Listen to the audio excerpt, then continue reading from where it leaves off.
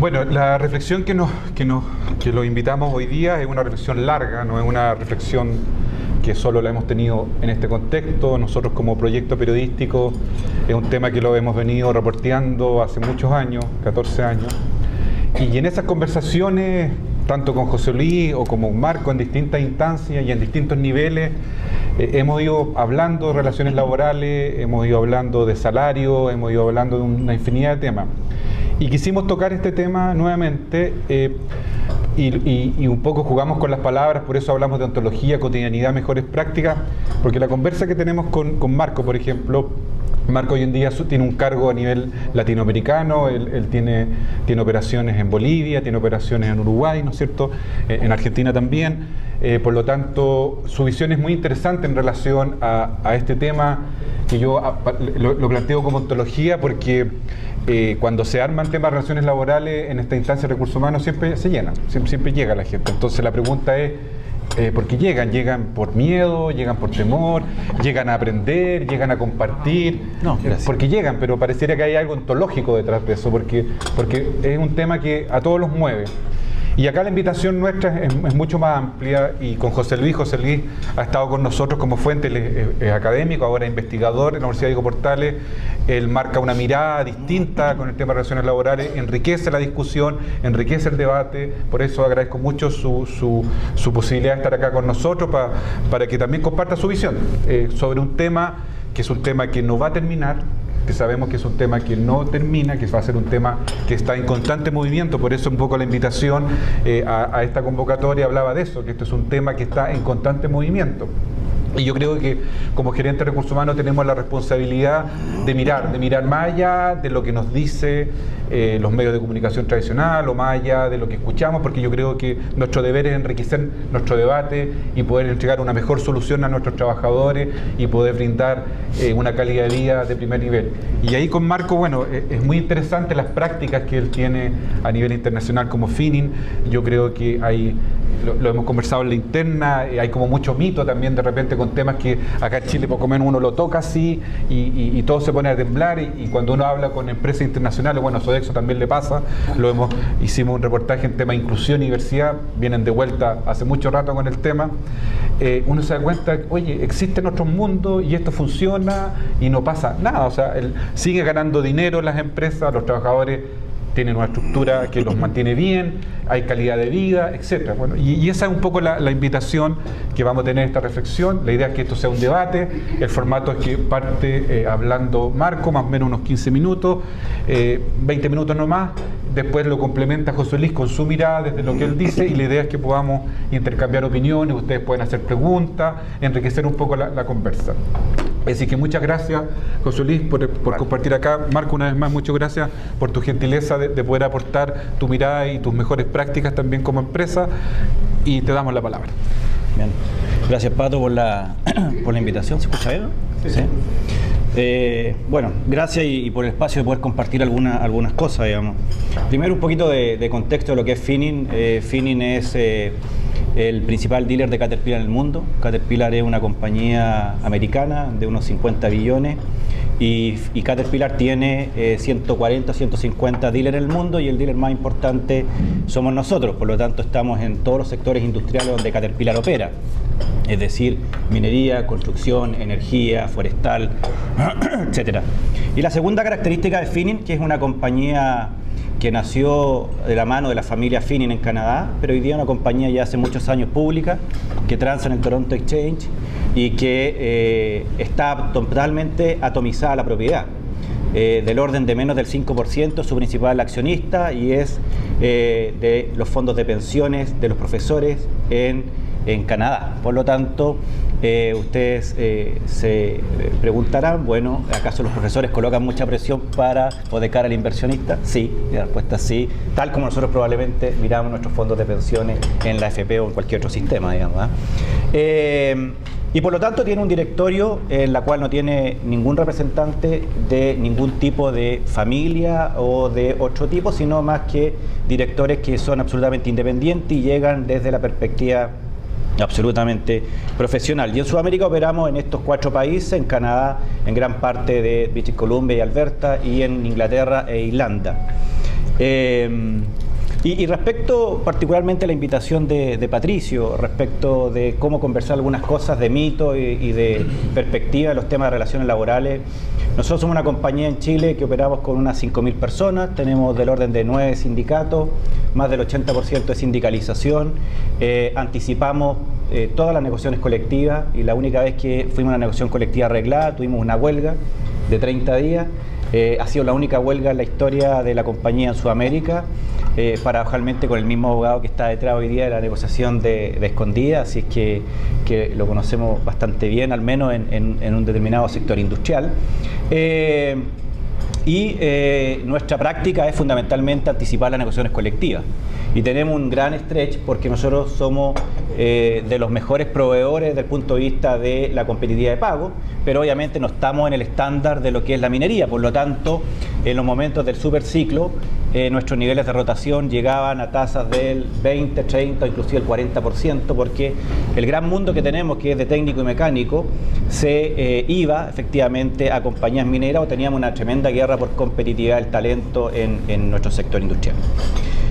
Nuestra estrategia de relaciones laborales, por tanto, está basada en 4 pilares que son y que han sido históricamente lo que hemos venido desarrollando. Primero, comunicación, en la cual involucramos y tratamos de involucrar a todos los actores dentro de la compañía. El segundo tiene que ver con gestión y en eso implica tener esquemas de encuesta y para entender la sensibilidad que ocurre dentro de la compañía. Utilizamos Data Lab, nos medimos con Carlos Vial Espantoso y estamos continuamente tratando de entender cuáles son los pilares que efectivamente, o los drivers que están detrás de los distintos sindicatos o de los grupos de interés. El tercer pilar tiene que ver con la formación. Y con la formación lo que hablamos siempre, yo le digo a los dirigentes sindicales, miren, nosotros pasamos por la universidad, estudiamos ingeniería, psicología, sociología, después hacemos programa de administración, nos mandan a Estados Unidos, nos mandan a otros lados, etcétera, y a ustedes no estudian nada. Entonces es central de que ustedes estudien, por lo tanto hacemos una inversión importante en que continuamente nuestros dirigentes sindicales aprendan y entiendan el P&L, entiendan de contabilidad, entiendan de sociología y psicología respecto a entender qué pasa con los grupos de interés, qué es lo que está pensando la gente. Y ellos hoy día tienen, y yo creo que nos pasa a todos, un tremendo stretch respecto, una tremenda tensión respecto a que son probablemente generaciones X, baby boomers u otros, y tienen un grupo relevante de generaciones millennials o más jóvenes, y por lo tanto no saben cómo administrarlo. Uno se recuerda cuando efectivamente cerraba las negociaciones, se daba la mano y con eso efectivamente llegaba a un acuerdo y ese acuerdo se respetaba. Hoy día lo que pasa con los dirigentes es que no son capaces de darse una mano y si se la dan te dicen, bueno, esto está condicionado a lo que las bases después nos digan, digamos. Entonces está cambiando absolutamente el tipo de nomenclatura y características que tienen. Y el cuarto aspecto, que yo creo que es el más difícil, tiene que ver con la confianza, que es el cuarto pilar que nosotros tratamos de empujar y desarrollar. Y la confianza es un elemento que se va construyendo todos los días y que se quiebra o se deteriora en muy poco tiempo, en un momento, y por lo tanto la construcción de confianza requiere de varios mecanismos que tienen que estar a la vista del trabajo: la estabilidad, la consistencia, la credibilidad del management, la mirada del presidente o el gerente general respecto a la importancia o no de los sindicatos, etc. Por lo tanto, nuestra estrategia de relaciones laborales se fundamenta en esos elementos. Y yo me gustaría destacar 2 aspectos que me hacen pensar respecto al quiebre paradigma que Patricio me decía. Primero, la discusión de la reforma laboral. Yo me acuerdo de la reforma laboral cuando la fuimos a explicar a Canadá, y hicimos el cambio respecto a que ahora la huelga va a ser efectiva, entre comillas. Me dijeron, pero ¿y cómo la huelga no es efectiva? No, la verdad que la huelga no es efectiva. La huelga tiene esquemas de reemplazo y todo lo que nosotros conocemos. Bueno, pero es legítimo, pues sí, lo que corresponde respecto a que el equilibrio entre el poder de los trabajadores y los poderes de la administración o de la negociación efectivamente se puede hacer. Por lo tanto, fue el primer switch respecto, bueno, cómo tenemos que nosotros irnos refrescando respecto a la mirada del esquema de negociación. Por de pronto, los que operan en países más desarrollados conocen bien de que hay esquemas mucho más ramales o sectoriales, que en algunos ejemplos son bastante buenos. En otros países como Latinoamérica los esquemas ramales no son tan positivos, que uno los puede conocer de buena fuente. Pero lo que quiero quedarme detrás es con el cómo uno tiene que, de alguna forma, cambiar estos paradigmas y la perspectiva con la cual uno ve las cosas. Y en ese momento el director nos dijo, bueno, la huelga tiene que ser un elemento, o aquí es un elemento real de poder, y por lo tanto nos sorprende que efectivamente eso no se estuviese dando en Chile. Y el segundo elemento que de alguna forma nos permitió ir desafiando también algunos temas de relaciones laborales y por de pronto la forma de operar, fue un proceso de evolución cultural que hicimos en la mitad de la caída del superciclo. Ustedes saben que el superciclo terminó por ahí el año 2012, 2013. Dariel es más experto, la gente de minería que tiene mejor conocimiento que yo. Y esto implicó al mundo de los clientes, en este caso el mundo minero, y a los proveedores, un cambio tremendo, digamos, con reestructuraciones del orden del 15-20% de las dotaciones que teníamos. Y ahí dijimos, bueno, ¿cómo efectivamente podemos cambiar algunos elementos de la cultura? Porque esto, cuando vuelva, probablemente no va a volver de la misma forma. El concepto de productividad, flexibilidad viene para quedarse de una manera distinta, etc. Y ahí lo que hicimos fue un proceso de evolución cultural a través de un modelo de participación. Y uno, cuando habla de participación, ya empieza a generar todas las dolores de estómago en el management que uno se puede imaginar, digamos. ¿Qué significa la participación? ¿Qué significa el empoderamiento? Bueno, y lo que hicimos fue, con el acompañamiento de algunas consultoras, hicimos un diagnóstico de cultura, en la cual nosotros diagnosticamos que nuestra cultura es una cultura muy familiar, que eso le da también un sustento positivo, pero también tiene otra serie de desventajas, y queríamos migrar a otro tipo de cultura. Y la pregunta que nos hicimos fue, bueno, ¿cómo hacemos este viaje de cultura sin la necesidad de que el gerente general, el presidente, se vaya al cerro con todo el equipo ejecutivo y efectivamente a la vuelta todos llegamos de la mano y decimos, la nueva cultura el día lunes va a ser esta? Con el respeto que me merecen todo ese tipo de prácticas, digamos, lo que hicimos fundamentalmente fue, hagamos que esto venga desde los propios trabajadores. Y lo que hicimos a través de este proceso fue un mecanismo, no sé si similar, pero con algunos elementos de los cabildos, tan vilipendiados cabildos que se hicieron a nivel constitucional y social, que uno puede estar de acuerdo o en desacuerdo, pero al menos en la perspectiva que nosotros hicimos internamente, nos pareció un mecanismo bien interesante para generar participación, compromiso, sentido, que creemos que son los elementos que hoy día están a la base de lo que fundamentalmente las generaciones más jóvenes quieren y esperan de la organización. Nosotros no creemos que las generaciones Y efectivamente son tan infieles o poco leales a las compañías, sino que tiene que ver más bien con cómo le damos sentido de pertenencia, de proyecto y de trabajo en el largo plazo. Y lo que hicimos fue la construcción de un foro base, un foro híbrido, en la cual en este foro incorporamos a 15 personas de los distintos niveles de la organización, dirigentes sindicales, técnicos, mecánicos, gerentes, ejecutivos. La única condición es que en este foro base no podían estar los miembros del comité ejecutivo, el nivel de vicepresidente.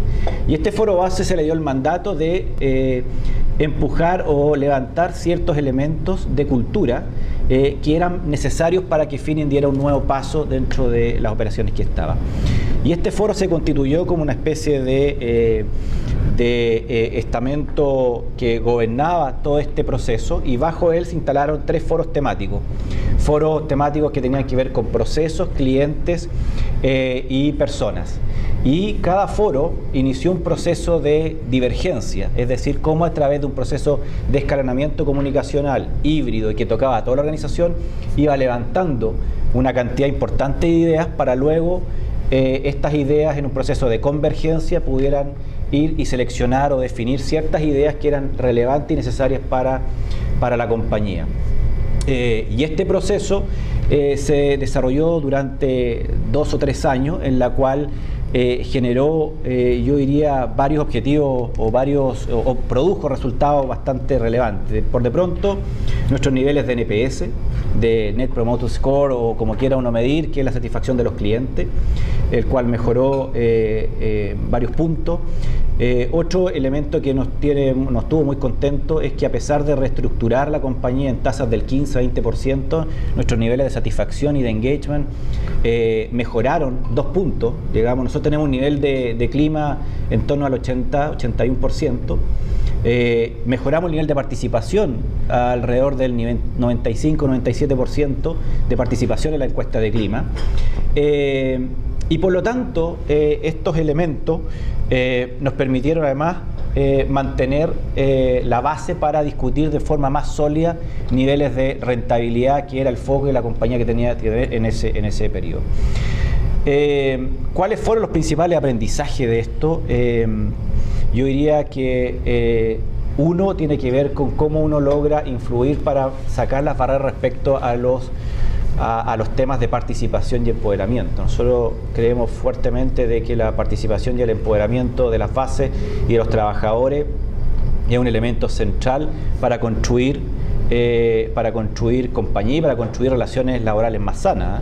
Y nosotros tenemos varios esquemas de participación, aparte de este que hicimos. Tenemos esquemas antiguos, como uno podría decir, por ejemplo, Corporación de Bienestar, donde la Corporación de Bienestar tiene un órgano autónomo que depende del Ministerio de Justicia y que tiene 6 miembros en su directorio, 4 miembros por parte de los trabajadores, 2 miembros en representación de la compañía, y ahí hay 4 dirigentes sindicales que están participando activamente de la mesa de ese directorio de la corporación.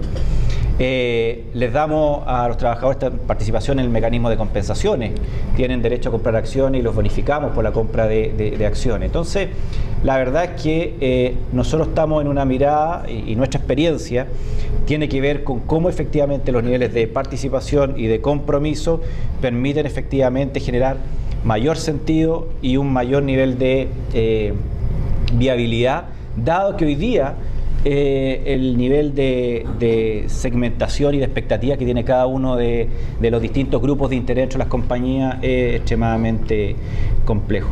Esto nos requiere también muchos desafíos a la hora de enfrentar las negociaciones colectivas. Nosotros las negociaciones colectivas no la vemos como un proceso en la cual se da cada 3 o 4 años ahora, sino que es un proceso continuo de conversación. En general, nuestra mirada es anticipar la negociación y por lo tanto no existe mucha experiencia respecto a las negociaciones regladas, digamos. O sea, cuando uno habla de negociaciones regladas, se empiezan nuestros dirigentes como a sorprender de por qué la compañía quisiese ir a un esquema de negociaciones regladas. Negociamos de los 7 sindicatos que pertenecen a FINICHILE y 2 de las filiales. De los 7 negociamos con 4 de ellos en conjunto, lo que equivale prácticamente al 70-80% de la dotación, y si bien no tiene una federación ni nada que se le parezca, los sentamos en conjunto y negociamos con los 4 al mismo tiempo en un esquema de generar mecanismos de acuerdo. Por lo tanto, no tenemos grupos negociadores, no tenemos, dado que tenemos un esquema de anticipación, los servicios mínimos es un dato desde el punto de vista de que, obviamente, como no tenemos servicios mínimos, no podemos entrar a arreglar si es que los servicios mínimos no están resueltos, y por lo tanto hay como una doble obligación a estar siempre mirando esto de una perspectiva anticipada. La experiencia desde esa perspectiva en relaciones laborales yo diría que ha sido positiva, pero claramente está cambiando y está experimentando una serie de desafíos respecto a los tipos de audiencia. Nosotros tenemos la suerte de no tener politizado también los sindicatos, y tenemos también la suerte de que nuestros dirigentes trabajan y ocupan roles de liderazgo dentro de la organización. Y por lo tanto creo que son elementos que también desde el punto de vista cultural facilitan sin lugar a duda el poder tener alguno de estos aspectos. Les creemos mucho a los dirigentes. En general, cuando decimos les creemos mucho, es que la palabra de ellos es bien valorada, y la mayoría de ellos efectivamente ha tenido y ha demostrado un nivel de honorabilidad respecto a la palabra, que también permite de que al otro lado estemos obligados a ser consistente y coherente con lo que hacemos. Y por lo tanto, desde esa perspectiva, el foco en relaciones laborales está en mantener todos estos elementos, porque de cara a nuestros clientes creemos que es una ventaja competitiva.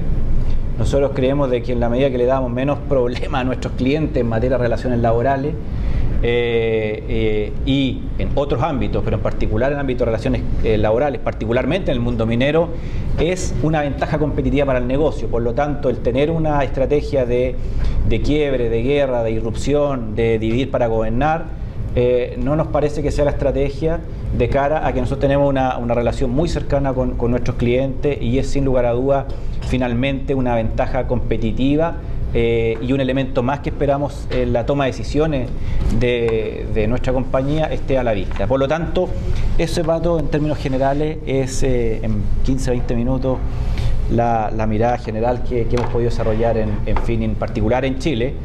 Argentina y Bolivia tienen otras características, y los que operamos en Argentina sabemos las complejidades que tiene operar Argentina, donde hay esquemas con otras características. En Argentina pertenecemos a la UOM y por lo tanto con tasas de inflación del 22-23%, con expectativas del 28% y devaluando cada X periodo de tiempo. La verdad que es muy complejo. Y Bolivia ha sido un periodo de satisfacción, a pesar del discurso político de Evo Morales. Bolivia estuvo hasta hace 2 años atrás creciendo a tasas del 5%, con mecanismos sí que hacen de que la estructura de costos laborales se vaya complejizando cada día más, porque el país tiene algunos mecanismos que hacen inviable en el largo plazo ciertos elementos. Por ejemplo, que si el país crece arriba del 4,5%, de acuerdo al Banco Central boliviano, uno tiene que pagar un segundo esquema de gratificación, un segundo sueldo a todos los trabajadores, independiente del tamaño de las compañías del sector industrial, y eso, sumado a las tasas de inflación que se dan en Bolivia, en torno al 6-7%, obviamente hace de que la estructura de costo se vaya siendo muy complicada en el largo plazo. Y Uruguay tiene sus mecanismos particulares, ramales o pseudo ramales, a través del Consejo Salario, que define inflación, y por lo tanto yo diría que la experiencia de Chile en materia de relaciones laborales dista un poco de lo que se da en países que están en otros momentos del crecimiento económico y desarrollo que tienen. Muchas gracias, Marco. Don José Luis. Bueno, muchas gracias por la invitación. Como dije al presentarme, mi mirada es probablemente distinta a la que tienen la mayoría de los que están en esta mesa. Me voy a referir entonces, y comentando la presentación de Marco en alguna forma tangencialmente, a lo que voy a llamar el entorno institucional, ¿no? Comúnmente llamado legislación, derecho, como ustedes lo quieran nombrar, ¿no? El entorno institucional, o sea, aquel conjunto de mecanismos normativos y políticos que influyen en el desarrollo de las relaciones laborales, digo. Y en ese entorno institucional, yo diría que lo que está pasando en Chile es que se termina una suerte de 30 años de tranquilidad en un modelo de relaciones laborales que tenía unos rasgos bien peculiares, y ese modelo se acaba. Más allá de lo que pase con este gobierno, 4 años, pero ese modelo se acabó, digamos. Y ya voy a explicar por qué. Ese modelo, cuando digo se acaba, no es de un día para otro, digamos. Es una transformación lenta y progresiva, y que lo vivimos en la reforma laboral. Lo voy a explicar por qué y en qué sentido con la reforma. ¿Cuál era el modelo, digamos, antes de eso? ¿Qué características tenía desde lo institucional, o sea, desde el derecho, tenía este modelo de relaciones laborales? Primero, era un modelo cuya concepción política subyacente era la hostilidad total al conflicto de trabajo, ¿no? O sea, las reglas legales vigentes en Chile desde la dictadura hasta ahora era la absoluta hostilidad al conflicto laboral. De hecho, no quiero ponerme muy técnico, pero yo me imagino que la mayoría de ustedes saben, todo estaba concentrado en que el conflicto se acabara luego. Nuestra legislación no permite, de hecho por eso se produjo ahora la desesperación con el caso LAN, nuestra legislación estaba hecha tal de que no hubiera salida posible que no fuera a cerrar el conflicto. Por eso, muchos de ustedes lo saben, cualquier problema procedimental se cerraba con la aceptación de la última oferta del empleador. y la descolocación total que produjo en el mundo del trabajo el caso Land, digamos, donde había una absurda disputa sobre si la huelga terminaba o no a voluntad del sindicato, digamos. Eso, digo absurda, mirada desde cualquier observador comparado, es absurdo, digamos, que la huelga no pueda ser terminada por el sindicato y el sindicato sea obligado a seguir en huelga. Es algo que si se lo cuentan a los canadienses, eso sí que no lo podrían creer, digamos. Que alguien esté obligado a seguir en huelga es algo inverosímil, digamos. Pero expresa que esta especie de obsesión regulatoria de nuestra legislación laboral, que seamos directos, digamos, moldeó muy bien las relaciones laborales, pues digo, fueron 30 años de total pacificación en las relaciones laborales chilenas, digamos, de tranquilidad. Más allá de la experiencia práctica que cada uno de ustedes tenga, amiga, lo pasé mal estos 30, está bien, pero en términos institucionales, y después voy a dar cifras, digamos, cifras que además son conocidas. Esa idea de exclusión del conflicto, a ver, esto no es muy difícil, digamos, usted lee a José Piñera, que es el redactor de estas reglas, digamos, si usted lee su libro La Revolución Laboral, él dice ahí de entradita que su objetivo central con las reglas que tenemos hasta el día de hoy en lo estructural es evitar el conflicto dentro de la empresa, ¿no? Conflicto que él llama conflicto marxista dentro de la empresa. Así textual, lo estoy citando textual, digamos. ¿Estamos de acuerdo? Esa era la concepción política que había detrás de esta regla en estos años.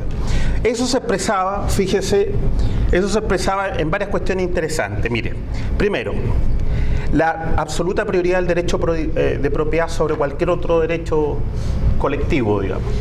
La manifestación, y en la reforma se tensionó por primera vez, la idea que la negociación colectiva solo se refiere a condiciones remuneracionales, digamos.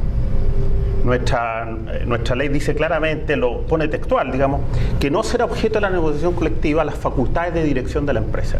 Bueno, esa norma entró en tensión en la reforma, digamos. El gobierno tuvo que apagar ahí un incendio, digamos, porque había la propuesta de derogar esa norma, de manera tal que los sindicatos pudieran plantear como un conflicto legítimo cuestiones vinculadas a la dirección de la empresa. Cuestión que además en el derecho comparado es normal, digamos. Lo extraño en la norma que estoy citando, que es el artículo 306 del Código. Pero bueno, esa es una expresión de lo que estoy señalando. Lo segundo, la centralidad de la ley, digamos. Desde lo institucional estoy hablando, digamos, no estoy refiriéndome a la dimensión organizacional ni cultural, etcétera. Desde lo institucional, las relaciones laborales chilenas son básicamente leyes, digamos. Códigos del trabajo, etcétera, legislación de mínimos, digamos. Por eso son tan importantes los abogados, digamos, en nuestro entorno laboral, digamos. Con la reforma laboral esto llegó a un absurdo, digamos. El nivel de reglamentación, de juridificación de las relaciones laborales está en un nivel de absurdo total, digamos. Ya nadie se atreve a dar un paso sin que el abogado informe y el abogado a su turno sabe que tiene que leerse los dictámenes. La negociación colectiva quedó en octavo plano, digamos, porque esta es casi negociación de abogados, digamos. Ese es un rasgo típico de nuestro modelo de relaciones laborales, digamos. De manera tal que el cara a cara, más allá que aquella empresa grande, el cara a cara entre trabajadores y empresarios en Chile está mediado por la legislación, no por la negociación colectiva. Porque otro rasgo, estoy rápidamente porque tengo un par de minutos nada más, otro rasgo típico de nuestro modelo era la negociación colectiva tiene una función marginal. No es el centro de... Estaban citando el caso uruguayo, el caso argentino, ahí a la inversa, o el caso europeo, en los países OCDE en general, digamos.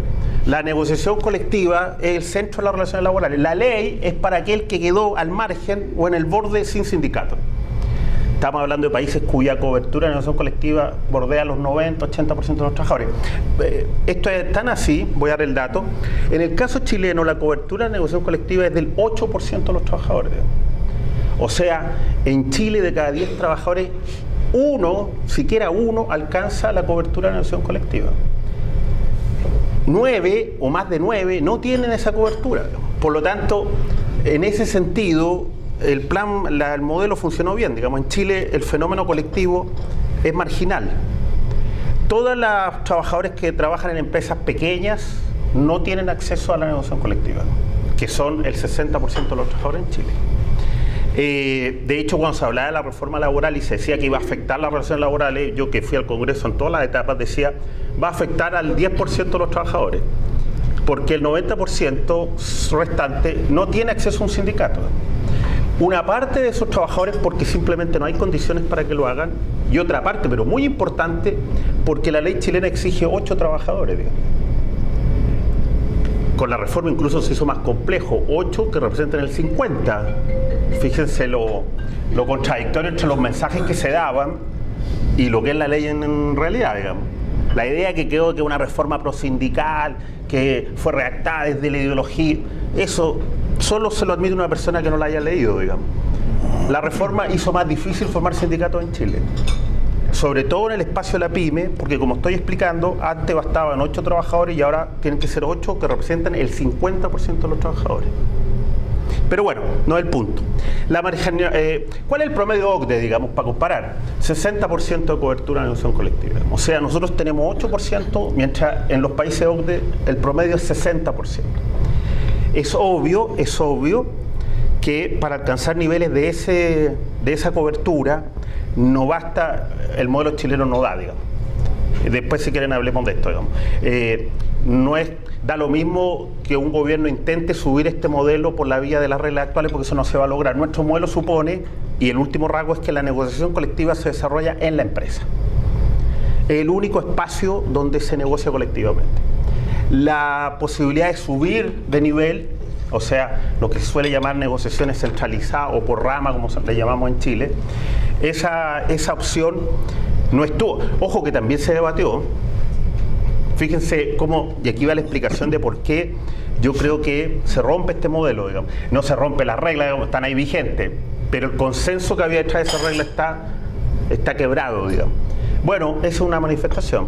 Se discutió por primera vez en Chile, políticamente en serio, de hecho, obligó al ministro de Hacienda de la época a salir a negar que el gobierno lo estuviera pensando, pero eso no había ocurrido antes, la negociación colectiva por rama, digamos. Quedó en el ambiente, como nunca se había visto en 30 años de retorno a la democracia, la idea de la negociación colectiva por rama. No se pueden alcanzar niveles de negociación del 60 como en la mayoría de los países de la OCDE, ni hablar de 90 o 100 como los países, como puede ser Uruguay o algunos casos europeos, porque eso requiere negociación por rama, digamos. A nivel de empresa eso no se logra jamás, digamos. A nivel de empresa, como tenemos nosotros, o sea, negociando la empresa marginalmente, podríamos en el mejor de los casos llegar al 15% de los trabajadores, así ya apretando todas las tuercas, digamos. Bueno, ¿qué pasa con la reforma laboral? Brevemente. En mi opinión, pero esto lo someto obviamente a debate, digamos, el último acto de ese consenso, digamos. El consenso que se rompe, a diferencia de lo que piensan muchos, que es como el primer acto, un acto que se salió del marco, en mi opinión es al revés. Es el último acto de lo que tuvimos por estos 30 años. ¿Por qué? Porque es el intento, porque lo que va a ocurrir en Chile, en mi opinión, en los próximos años es que se quiebra la tercera vía, digamos, esta especie de idea de que podemos hacer un acuerdo y llegar a un consenso en estas materias. Eso no es posible, en mi opinión. Hay tenemos un choque profundo de concepciones políticas sobre lo que hay que hacer con el mundo del trabajo, y la reforma laboral es el último intento por cuadrar ese conflicto.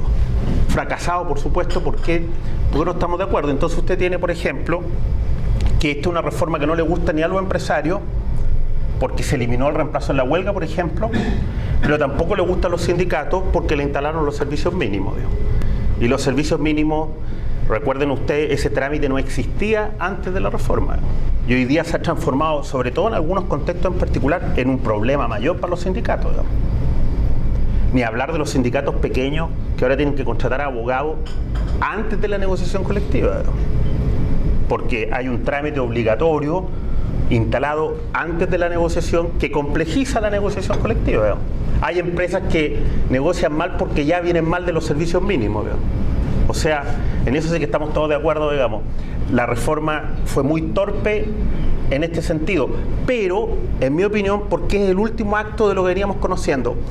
La reforma laboral que se dictó tiene todos los rasgos del modelo tradicional que teníamos en Chile. Mucha reglamentación, mucha juridificación, todo pasa por el derecho, no hay ningún paso que las partes puedan dar si no está regulado previamente de forma preceptiva por la ley o por la jurisprudencia administrativa, mucha intervención administrativa, otro rasgo típico de nuestro modelo, todo hay que ir a la dirección del trabajo a que le dé un papel, que se lo certifique, etcétera. Ese es un rasgo muy propio del caso chileno, etcétera. Ese consenso se rompe. Y esa tensión, y la reforma lo mostró claramente, digamos, hubieron debates que nunca se habían dado en Chile antes, digamos, y que, en mi opinión, se adormecieron por unos años, pero están ahí presentes. Como se rompió el consenso, esos debates son, fíjese, en mi opinión van a ser 2 o 3 debates interesantes, digamos, que van a tensionar este modelo. Esto no significa que se vaya a reformar, digamos, solamente les cuento que ese consenso que había subyacente sobre el modelo está roto. Por lo tanto, lo que nosotros vamos a ver ahora, en mi opinión, es la construcción de tensiones a través de 2 polos, digamos. Los que van a estar por mantener lo que tenemos, básicamente, y la transformación de este modelo. Y la transformación de este modelo, si esto es cierto lo que estoy diciendo, se muere la tercera vía que trataba de cuadrar todo. Yo les recuerdo que, fíjense, que los gobiernos de la concertación en general enfrentaron el problema laboral creando comisiones, digamos. De hecho, antes, en el gobierno de Bachelet 1, hubo una comisión que se llamó Meller, que fue creada para ponernos de acuerdo en lo laboral, digamos, como si eso fuera posible, digamos. Bueno, el resultado, ¿sabe cuál fue? Lo puede chequear en internet, digamos. El resultado fue, no estamos de acuerdo. Salvo materias muy específicas, no estamos de acuerdo, digamos. ¿Alguien cree? Yo pienso que esa tercera vía, que era típica de hacer comisiones porque vamos a llegar a un acuerdo, entonces, por ejemplo, vamos a eliminar el reemplazo, pero no se preocupe porque lo vamos a compensar con servicios mínimos, con la facultad del empleador de obligar al sindicato a votar la huelga una vez cada 5 días, con la empresa principal puede cambiar de contratista si es que está en huelga uno de sus contratistas. Con todas esas compensaciones, digamos, eso se acabó, digamos. Ese consenso es el que está roto. Y entonces nosotros vamos a tener una tensión bien interesante, compleja por supuesto, de eso se trata, mi explicación, digamos, en 2 polos, digamos. O mantenemos lo que tenemos, digamos, entonces la gran disputa se va a instalar. Vamos a dejar de debatir temas, digamos, menores, el multiroot, cosas de ese estilo, digamos. Nos vamos a instalar al centro del problema, digamos, que es el nivel de la negociación colectiva. Ese, no nos engañemos, ese es el centro del problema. Si uno caracterizara los modelos de relaciones laborales desde el derecho, estoy hablando, en torno al eje central, el eje central es el nivel de la negociación colectiva. Y nosotros vamos a ver entonces la tensión en los próximos años, me refiero a los próximos 5 o 10 años, se va a trasladar a si mantenemos un sistema de descentralización de la negociación colectiva, o sea, solo se negocia en la empresa, o vamos a un sistema de complejidad o de multinivel de negociación colectiva. O sea, se negocia en la empresa, pero también se va a negociar en la rama, en el sector o en grupo de empresas. Fíjense, insisto, con esto termino mi breve comentario, espero, esa tensión se expresó mucho en la reforma, no solo porque se planteó la negociación por rama, por primera vez se reconoció al sindicato interempresa con facultades de negociación.